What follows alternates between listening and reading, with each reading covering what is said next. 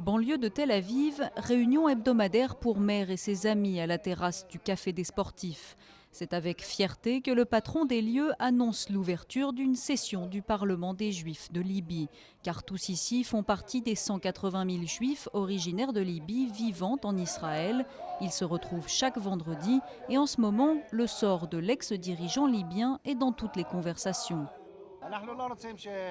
Nous ne voulons pas que Kadhafi soit tué de manière barbare. Il faudrait le poursuivre devant un tribunal pour que les Libyens exposent tous les crimes commis contre eux et contre les Juifs.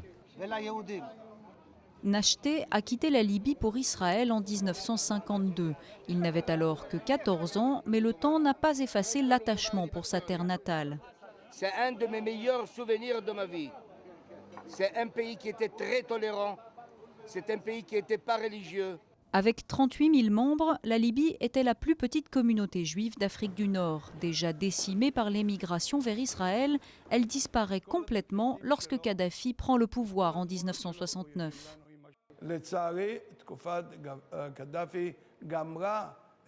L'ère Kadhafi a mis fin au monde juif en Libye, c'est-à-dire que tous les cimetières ont été démolis et recouverts de bâtiments et de routes.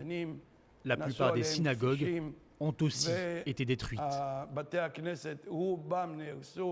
Si en Libye, les vestiges de la présence juive ont été effacés, en Israël, dans ce musée proche de Tel Aviv, des passionnés continuent de défendre l'identité culturelle de cette communauté très active.